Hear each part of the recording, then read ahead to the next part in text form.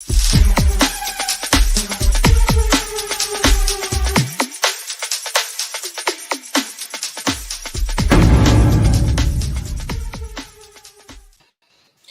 guys, Natalie here, back on the Wednesday. I know I didn't make it last week. I was at a football game, and that's why we're doing a pre-record today, because I'll be at Old Trafford now. So, but still getting the comments, still smash the likes on. You know, I'll check it after. Don't worry. I'm here with Vicky. Vix. You all right now?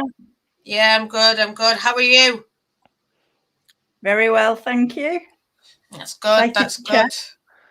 Yeah. You know, it's just good for the girls to chat. That's why I'm in my dressing gown, feeling all comfy. It's been a bit cold. Chloe, how are you? I'm good, mate. I'm good. Good to be back on the show. So thanks for having me. No, always good. Just like listening to your opinions, and I think everyone will bounce off each other. It's really good. And Zoe, how are you doing? Good seeing you. Yeah, good seeing you again at LSV. Seeing everyone again. It was. It would have been nice to have had a better result than that, but yeah, it was wonderful to see everybody, and you know, we sort of. I think that's the happiest I've been in a defeat, because we were just all together, all getting behind the girls, despite them being 6-1 down at the end. So yeah, it was good to see you all. Yeah, no, it's definitely good just to, you know, carry on singing throughout, and they know that we're there, and I think, you know, they come out and said they know that we're there, so it's good. No, so I just want to crack into it, guys, and hope that's all right. And, you know, guys, drop comments, drop likes if you agree, disagree, whatever. Gareth Southgate, just before the international, I think it was just as the men were getting back, but it was the international for women's, and he came out and he said, we need to see more women across the whole of football, not just in the women's game, because the women's game is now on Sky, and we'll go on to what you feel about that, but we need to see more women in like England's men's, because they've only got two players, two females, but he's like the whole of the FA. They've got about 38%, but, you know, just more diversity in general. Vicky, when you saw that comment, what did you think, or when you heard it? I think it's nice to hear, isn't it? It's nice to hear him come out and say that. I mean, I'm not a massive fan of his style of football, but I think he's a genuinely good guy, and he's got the profile, hasn't he, at the very top. And we know a lot of the issues can be around international football with England, don't we? When England are in tournaments, that's when we have a lot of problems, and a lot of issues in society rear their head, don't they? So I think for him to come out and say we should have more women's good, but for me, him saying that is one thing, but these two women within the England camp, who are they? What are they? You know, what role have they got? You don't just want women doing the usual organising around the team. You want them doing things within the coaching setup, don't you? And I read back over it. He didn't really say what they did. I can't remember. Maybe he did. I mean, I'm sure it's out there. I'm sure you could look. But I mean, Chloe, when you saw him obviously say it, it's good that he's saying it. But I agree with what Vic says. You know, who are they? Maybe we could highlight them more. Not saying, you know, push them into the spotlight, but, you know, if they are technical people doing tactics, why not talk about them? What did you feel about his comments? Yeah, no, it was good. It was good to see that someone in the limelight, high up, like Vic said, is speaking out about it, because we've never had that conversation before, and someone going, you know, above and beyond to make the point of it. And I think his daughter had a lot to do with that. She had that conversation, and again, it comes down to representation. You know, he's having conversations with his daughter about football, and this is where it's come from. And like Vic says, we don't know what the two of the staff members are, and it's representation again needs showing that we don't know who they are, and there's plenty more that needs to be done to get that coming through. Yeah, definitely. I mean, Zoe, when you heard the comments, what was your thoughts, feelings? You know, obviously a lot of the replies we already know.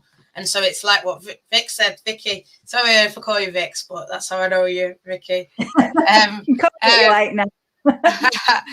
That's what, like Vic said. You know, it's it's a lot of the problems in society come out. So, you know, when Rashford missed a penalty, saw all the abuse, and then obviously he's talked about women, and the comments were what the comments were going to be. So obviously, when you heard it and you saw the comments, and like you said, he's the top of the game. What were you thinking?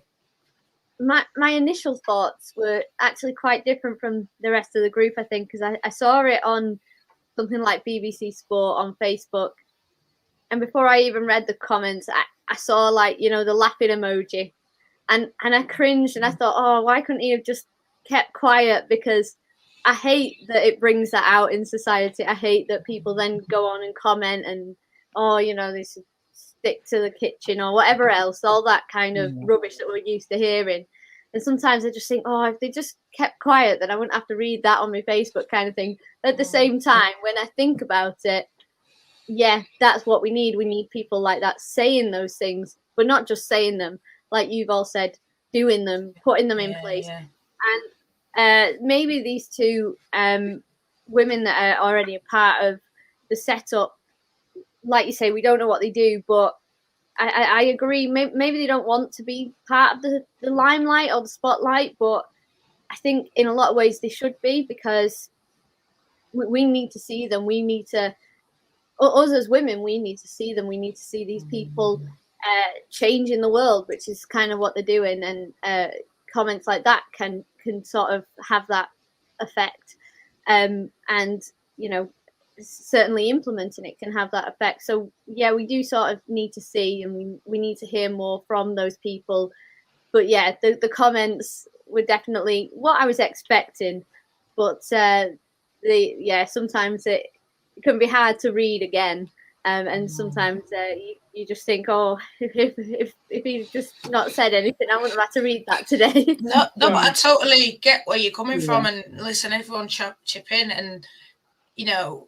And like you said about those women, they don't want to be in the spotlight. So obviously, maybe they don't want to be named. They don't want to have to, you know, have then abuse targeted at them, because then people will see their name, and then people go and send them abuse for what? For just doing your job, you know. And I just think it's back to what you said, Vicky, about where we are in society when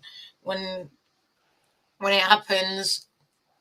You know, because even in a workplace, like a normal workplace like mine, yours, everyone, there's not inequality, you know?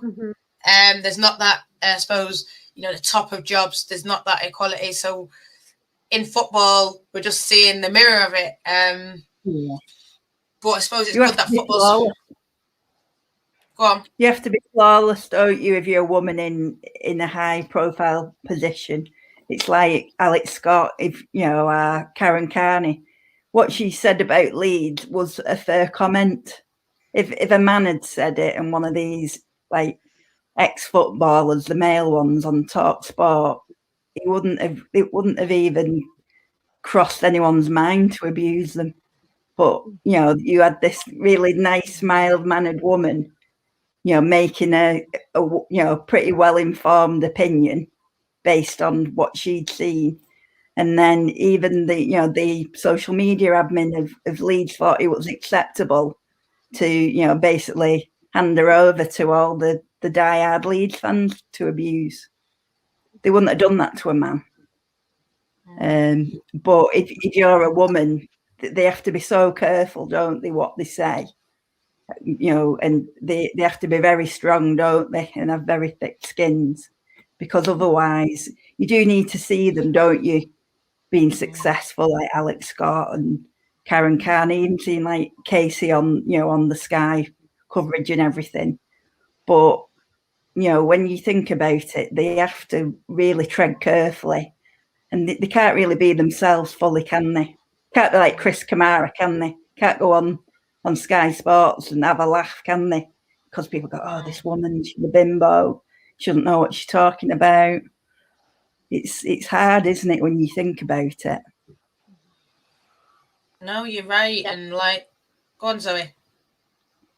Yeah, I mean, I agree. And before we came on, I was thinking about the likes of Alex Scott and you know, thank you, Vix, for reminding me on Karen Carney, because I remember at the time feeling feeling exactly the same, feeling angry on her behalf that had happened. And like you said, thinking, well, if that had been a man, it just wouldn't have happened, or not to that extent.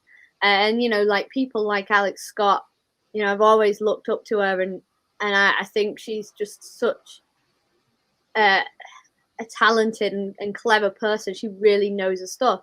But I think she's had to work 10 times harder to know that information and to get to where she is. And yes, she does still get abuse. And then it also reminds me of when Casey left us, and there was a rumor going around that she was going to manage one of the lower league men's teams. And the abuse she got. And I mean, she tweeted that she was just sat at home with her family and she had no intention, but why she logs on and sees all this abuse. But when I saw that was a possibility, I was excited for her and for women in general, because I thought this is going to be amazing in football if you could get a manager like Casey, who because I think she would have been able to handle the pressure, but it would have been hard. It would have been really difficult, and I'm sad that it didn't happen. But the abuse that she would have received, she received just for a rumor, let alone if she'd have actually managed to be the manager. I mean, I dread to think what things would get said, but I think that's what is needed, really. 100%, 100%. Chloe, I don't know if you've got any views of what Zoe's just said, and Vicky. Yeah, I think it makes a point of how far we've still got to go with integrating women into men's football. I mean, for me, I remember the story of Hope Powell when she was linked with Grimsby to be the first woman to be a manager of a men's team, and the hate she got, and it was kind of just swept under the carpet. I mean, at the time, she was the high-flying England manager, and she was doing great things. She was reforming English, the international team, but it was just swept under the carpet. It was like, it's a woman, it's all right, we'll move on. And it's come back around with Casey when she was linked with Wrexham in the summer, and you sit there and you think, if she took the job, we all sat there and we'd know if she had one bad game, she'd be absolutely torn apart.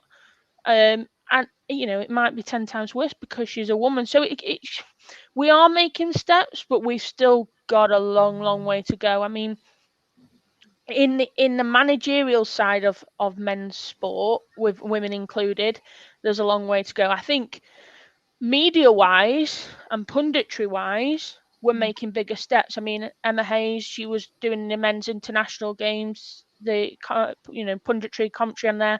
Alex Scott's on Football Focus now. So the mainstream media-wise, we're making progress, but we don't seem to be making progress in coach roles, in managerial roles towards the men's side, which is interesting, and I don't understand why.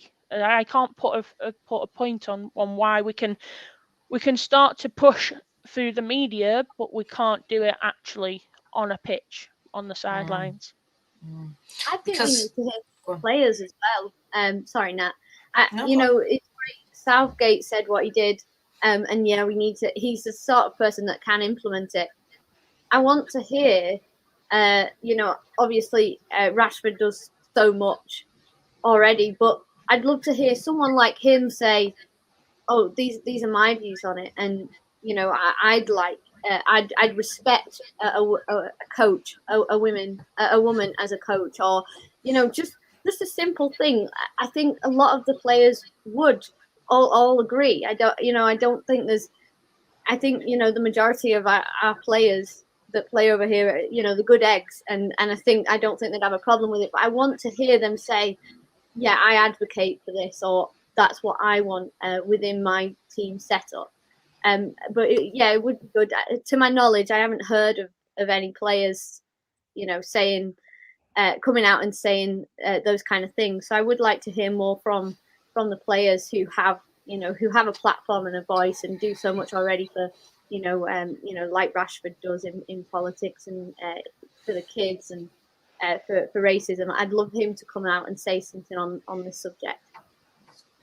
No, and I think, that's why, taking the knee, that's what it's for. It's for discrimination. It's not, I'm not saying, well, it's for, equality for all. It's not just about, Black Lives Matter and all this. It's about sexism, racism, homophobic, disability, so that everyone could work in an equal society, really. That's what it's about. And I know people have then, it's this, it's Marxist, but it's not. It's clear that as they're saying it's for, if you watch that advert before on Sky, it says this is for an equal society.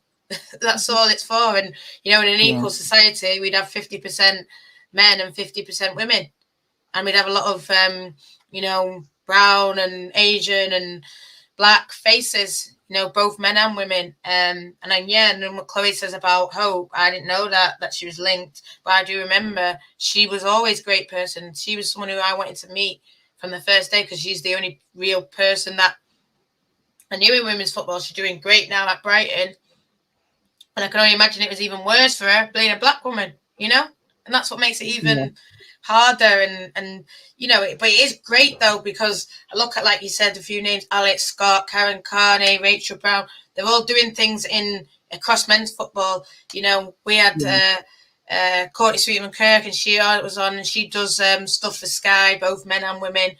And the fact that we're seeing more women in talking about men's football, like I said, on the media, but now obviously the pundits on Sky. What's everyone's opinion on, women on the media side, in the men's side, and then sort of how Sky are portraying the women's game? Because I've heard a lot of different comments, and I'll come on to them. I just want to hear what you guys think. I like to see all the women on the Sky coverage, but I think it's good how they had like Emil Heskey on one of the shows, and I think it's good to have people like Ian Wright on board, because you don't just want it to seem like women's football is just for women. You need to get the men over it. It's like when you go to LSV. I like that it's mixed, and that was plenty of men there and families, and it's like it is a proper diverse community, isn't it? So I think if you just say women's football's for women and men's football's for men, you need that crossover, don't you? Ideally, you want to bring people over from men's football to women's football to say, look, this is just football. And some people might go, oh, well, if Ian Wright likes it, I'll give it a go. I think you've got to make it so it's a bit of a mix.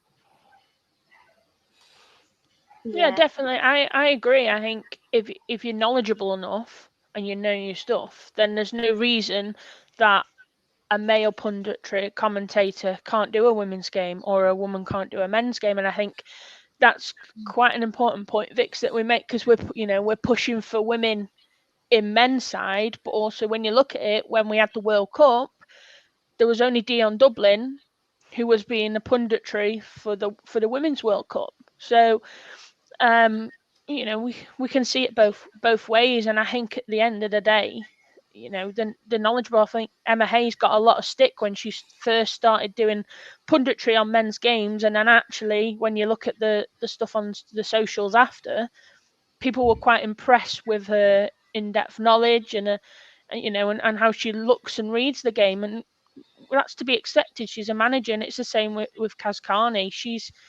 And Alex Scott, they've all played the game. They all know the game. So they're going to be knowledgeable. So there's no reason that they shouldn't be able to go onto the men's side, and the men's side come onto the women's as well.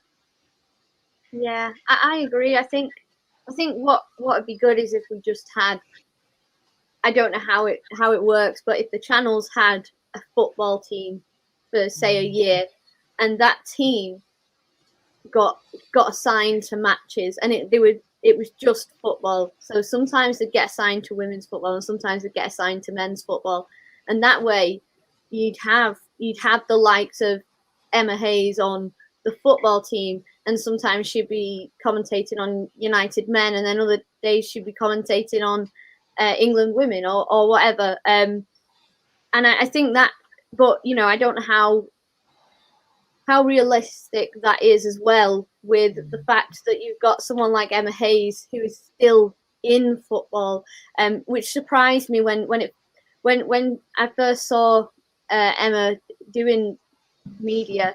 I was unsure whether I was for it or against it at first, because my thoughts were, she's still a manager for Chelsea, so she's got managerial duties, and I can't imagine Ole Gunnar Solskjaer, midweek commentating on a different game, so that part sort of surprised me, and I wasn't sure whether I liked it at first. That being said, I think she is such, putting last week's meeting aside, I think she's such a knowledgeable person, and she's so good for the women's side of the game. Having someone like her in the mainstream media, it is really positive. It's a really positive step for women's football, I think. No, I totally agree about the whole thing. So I think I felt a bit of a way when I first saw Casey, and then she was commenting on the World Cup or something. I thought, is this what you should be doing? I don't know, but then no, it is good, because these are like big profiles in the women's game. So they obviously then they have that following in a way, and people are then watching them and going, oh, that's Emma. So they're known. So I think that's why they're then on then the England men's say Emma Hayes is known as a person. People might not know, but they might just go, oh yeah, I know her, she does Chelsea, she's Chelsea's manager. And so that way it just helps. And I mean, I think I agree with what was said about, Emil Heskey was on the Sky one for the Reading game, and Ian Wright was on the Lionesses. And Ian Wright, you would think that Sky, I mean, if they can, I don't know if they can, but would just look to drop him on an Arsenal game, big Arsenal game, drop him in there. That would be really good. That's what you would love to see. I don't know if it's like contractually or ever you can only do that, but I think like sort of if you're on BBC, sort of freelance-ish. So potentially they could pick him up and drop him on one show, and it would be good. For the men's game, they just had the Arsenal Tottenham, and then you have Ian Wright showing, at Boreham Wood talking about the ladies winning as well. So, it's a place. I agree with you, Zoe, about the teams. I'd love to see Gary Neville, because I think he's got when I hear him speak, I think it's, bang on 99.9%. So I'd love to hear him talking about Man United women. And you can ask how much does he know about it. Probably doesn't know a lot, but how much did I know about it a couple of years ago?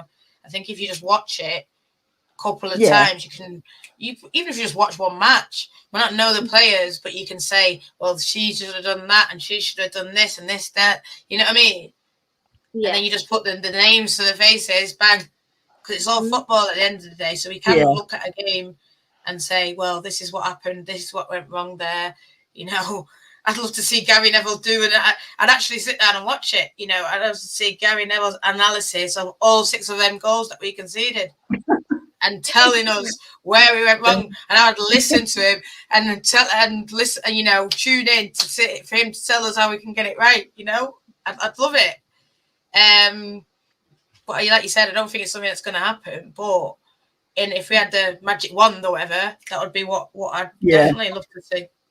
Yeah, and someone like Evra to go into the studio and bring out all his enthusiasm, because you want some of the the traditional followers of the men's team to give it a go, because I think they'd like it if they actually watched it with an open mind. A lot of people just probably stuck like 10, 15 years ago, when I can remember myself, just turning the telly on and it was England Lionesses, and it wasn't very good, to be honest. I didn't enjoy it. I was just like, oh, this is a bit slow turnover. But then I think for me, when I saw that we had a team, and it was like, oh, it's the World Cup. Oh, Man United captain's playing. I'll watch it because I want to watch her, because she plays for my team. And then you just learn from then, don't you? Just by having a bit of an open mind. And because the BBC were putting a lot of the coverage on and stuff before the World Cup, and then you learn more about players in the wider football world, don't you, in the women's football. So, but I just think people need to give it a go, don't they? But the extra visibility of men into the women's game does help. But then you want the women in the men's, so they need to work together, don't they, really? Yeah, and I think when we look at the tournaments that we have, the Euros, the World Cups, we get them teams, like Zoe said, the teams of male and female doing comms, doing punditry, and it works. People love it because it's different. So I can't see now why we can't start to implement it throughout the leagues, because it's there. We can do it. We know we can do it. 2 mainstream, channels can do it. There's no reason Sky can't give it a go.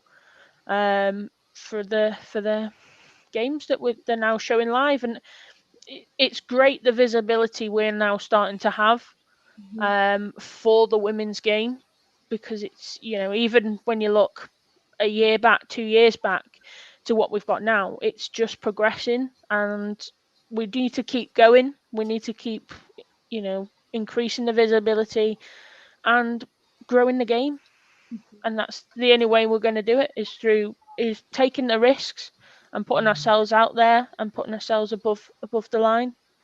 And I hope Sky can follow that. I think it's really important as well for our ex-players, and like I think that was my justification for coming round to the idea of seeing Casey and Emma, who had those sort of full-time sort of manager jobs, coming on doing the media, was because on the male side of things, they earn big wages whilst they're playing, and there's still like a lot of support for them when they finish playing and they think, what am I going to do now? They've had a lot of media training in the academies and all through. They've had help and support of going into other things. I'd like to know how much support is out there for the women, because obviously they don't get the big wages when they're playing either. Are they being supported to then go into doing media roles, or I know some of them are studying at the same time as playing and hoping to go into things like physio and things. But I would like to know how much support is there, and whether the broadcasters are helping that side of things. Because, it's people like, Siobhan Chamberlain. I think Manchester United, the club itself, supported her a lot in sort of retiring from football and going into staying in football.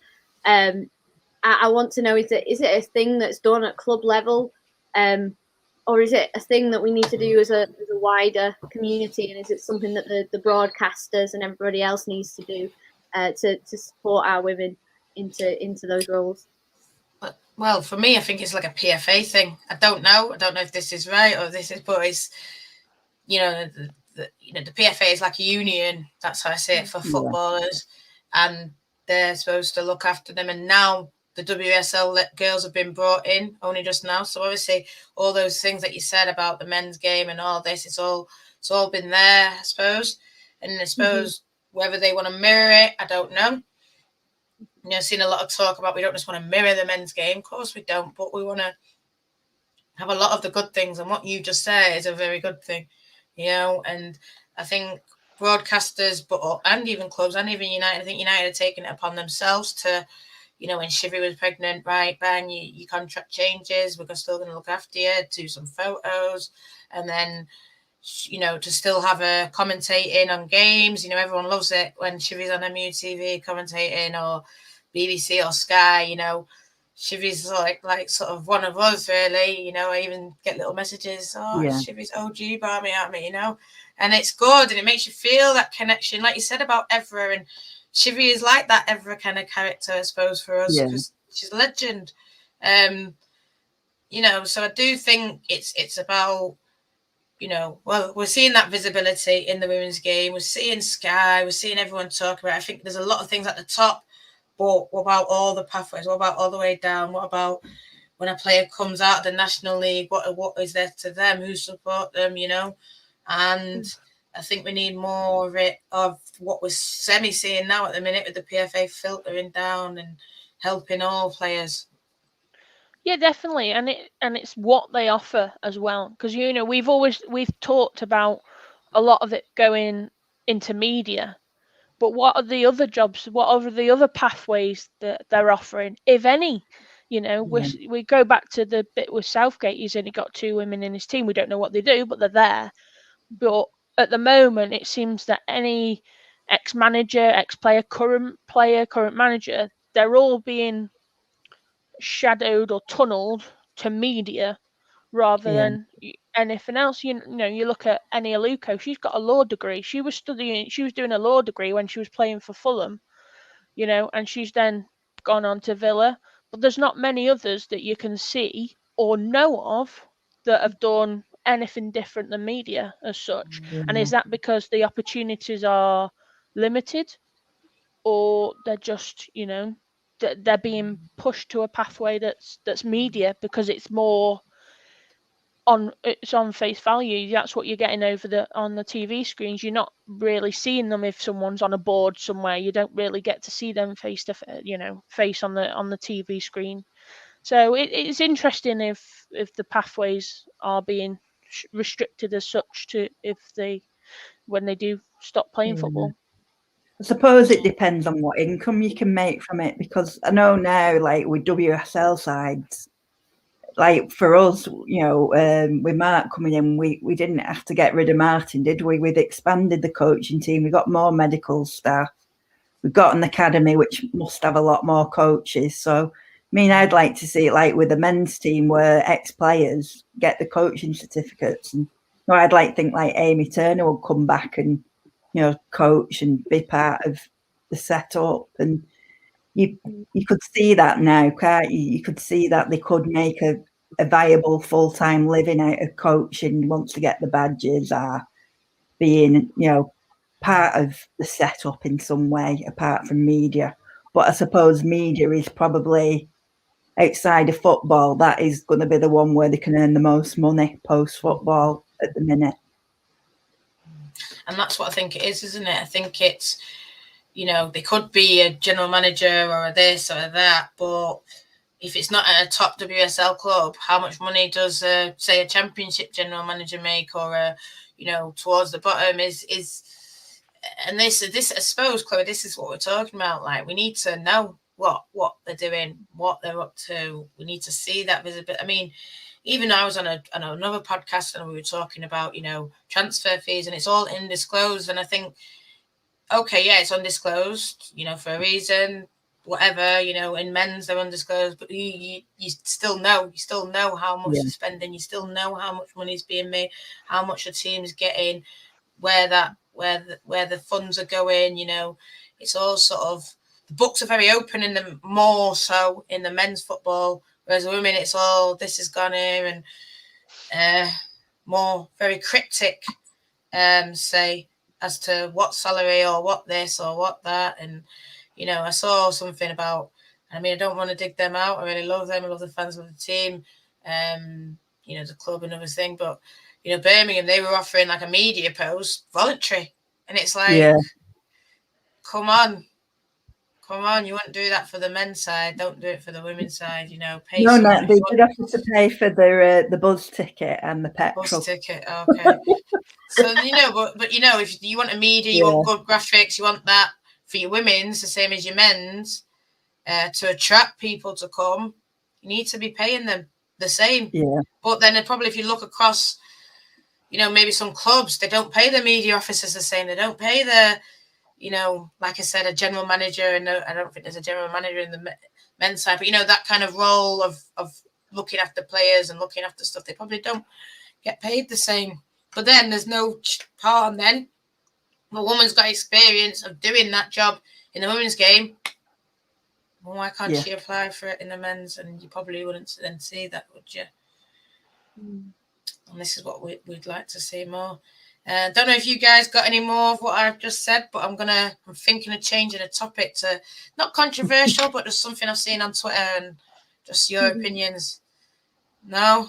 Yeah. So what I've seen on Twitter, it was Jessie from the Box to Box podcast, and she was talking about Sky's coverage, and she said she likes it and she's excited for it, and she wants to see more analysis. And she says we're promised analysis, but what we are getting is now the same sort of hysterica that you get in the men's game. So she's saying, we know the referees are bad in the women's game. No one's saying that they're good. They're part-time.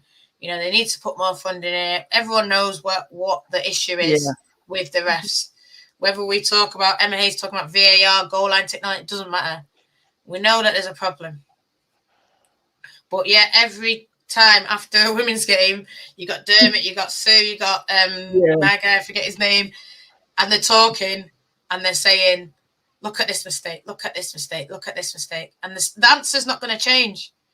VAR is not the answer. And even that offside, that Sam Kerr, and the guy said she's in line. So, you know, it's nothing new. You know, God, if the girl had given that handball again, it's nothing new. I wouldn't have been surprised, you know. So we know what's the problem. But yet all they're doing is just sort of, oh, this is a problem. Oh, my God. VAR. Yeah. There's no point screaming for something that's not going to happen. But Jessie obviously said this is what they're doing now. They're trying to whip up kind of whatever hatred or panic or, it's the equivalent of the tabloid, isn't it? Going, news, bam. And you're thinking, well, you know, we all go mad in the ground, but the part-time, you know, they can't, you can't judge them the same as full-time referees who that's their full-time job. So, you know, even though we all feel bad about it, it's like you say, that offside goal on Sunday, I watched it back and you go, oh, just another women's football match, you know. This is the way it is until, you know, someone actually figured out a plan to say, right, this is what we need and this is how much it's going to cost. Who's going to pay for it? You know, Sky have bought it, haven't they, as a product for them? But knowing full well that was the issue. Yeah. Knowing full well. You bought that knowing full well. Yeah. That's what I don't understand. You know, so, but they're making it, you know, you don't want it to be that people who are coming over from the men's game are like, oh, it's typical women. They don't know the offside rule and all this sort of stuff, because all they're doing is setting it as part as not being very good and not being as good as men's football. And we know the referees are bad in men's football, and they're full time. They've got all the technology and VAR, and they still make a mess of it a lot of the time. But because it's women's football and it's the first time people have really seen it, for some people, they'll just look at it and go, oh my God, this is really bad. Oh, how poor. But we're used to it, aren't we? But the FA have to do something, don't they? They need to be the ones to say, right, we're selling this and we're trying to build the profile and make money out of it. We need to get on this and get it done quickly.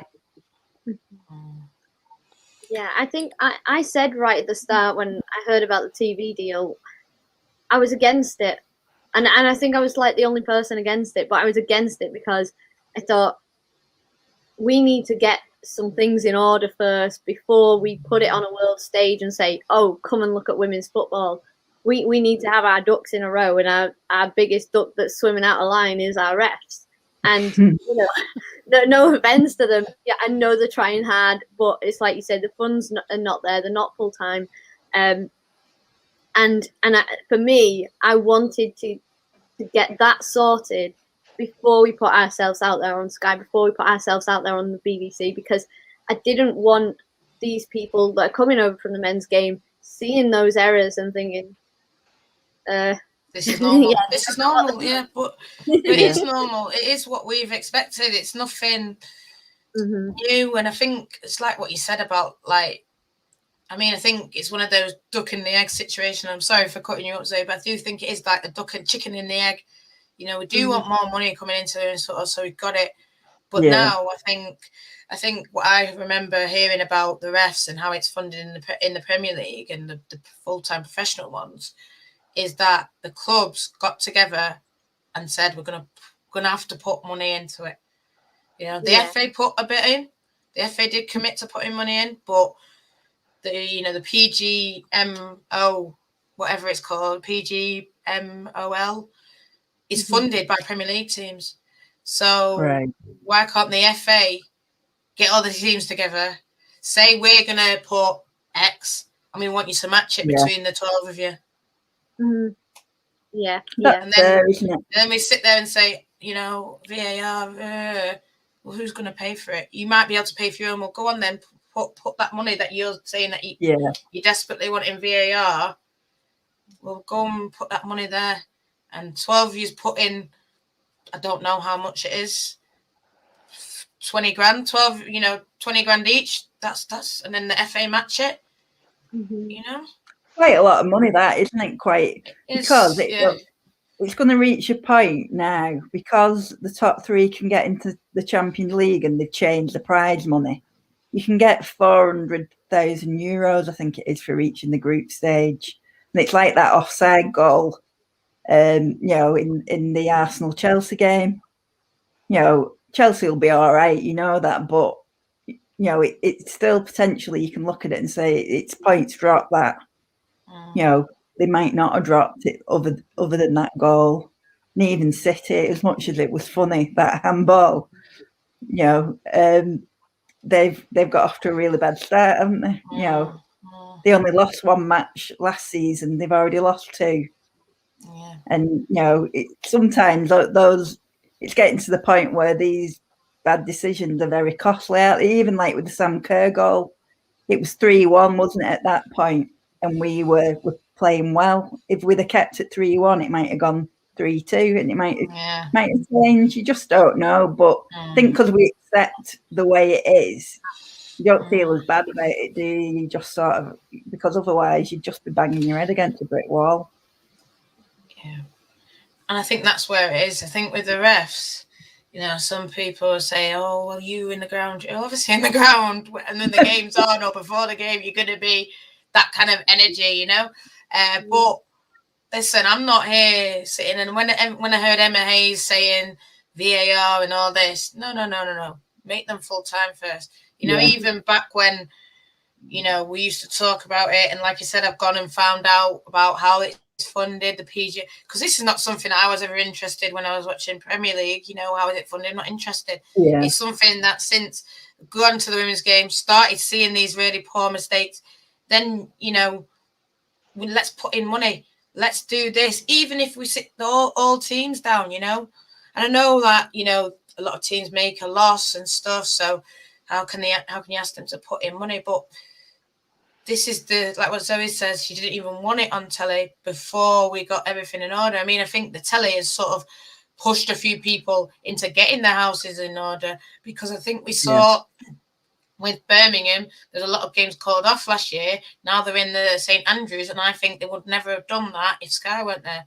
So now we won't have any potentially, maybe Everton, I don't know, but we're not looking at getting games called off as much this season, I don't think, because I think everyone has got themselves in order.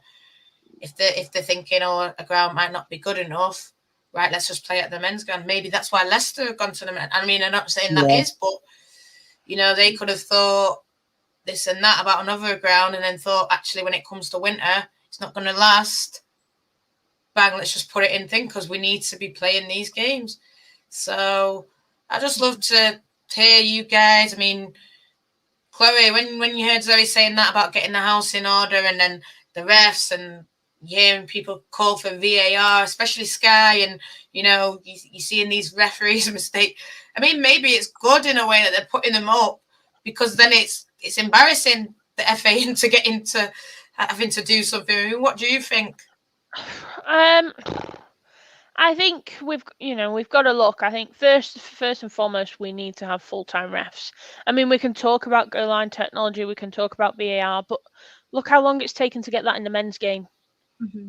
We're like 20 odd years into the Premiership now, and we're just getting VAR, and it's still not to its best. We're still not using it to its full capacity, and they've had years and years of funding from the Premier League, from sponsorship, The clubs have had sponsorship. They can fund it. You know, we're still pretty fresh in the women's game. You know, the league started professionally 10 years ago, if that. But it's only now we're starting to get more than 2 or 3 clubs that are coming through. So I think the first and foremost we need to sort the ref situation out, but it's got to be full-time refs to begin with. VAR, goal line technology, we're way off that yet, because, you know, yeah, we can get clubs asking them to put in the money to make it up with the FA, but them clubs don't have that money yet. They haven't got years of sponsorship behind them, owners that can throw in millions of money to the women's club. We haven't got them teams to have that. So the first and foremost is definitely full-time refs, and I hope they use that wisely from the funding they will get from the Sky coverage now, the BBC coverage. You know, we've got a lot of visibility for the women's game, and we need the best, and that is starting with full-time refs. Don't get me wrong, you know, the refs, they come, they turn up, they do their job. They can only do with the resources they have. You know, they can't do any more because they haven't got the accessibility to take themselves to the next step. So the mistakes we get sometimes, yeah, common sense, questionable at times, but others are because they've not had the training of the level that we get in the men's game, even from lower league upwards. They're still getting more access and resources than the female refs, or should I say the refs in the women's game, because we can get male ones as well. I think it is about investing in the people as well before we invest in technology. And I think unfortunately we'll probably get goal line technology before we get full-time refs. I'd like to see it the other way round, to be honest with you. And I think that it should be. I know that we've all sort of shouted at the refs that we've had in the women's game and criticised some more than others. But I do think that we should have a pot of funding and we should offer it to them first, because they have given, they have got paid for the games that they've done, but they have given their time and, have been in our league and supported our league. So I think that we should invest in the refs that we already have in helping them, like you say, Chloe, get to the next step, giving them the resources, giving them the time and the money to develop if they want. Some of them might not want that, and then in which case, we look at refs that are already potentially full-time, and bringing some over to the men, from the men's game to the women's if they want. But I think first and foremost we should offer the opportunity for our current refs to have the money, the resources to go full-time if they wish. Yeah, totally. No, I agree. And I think once it's sorted where there will be full-time refs, where the WSL is full-time championship, hell, even, tier 3, I think that should maybe be included, because then that will raise the standards of everything. And I've heard now, again, through my own little investigative research, that now there's a new pathway that everyone who wants to be a ref, if you want to be a ref and you want to ref in the Premier League, you have to come through the women's game.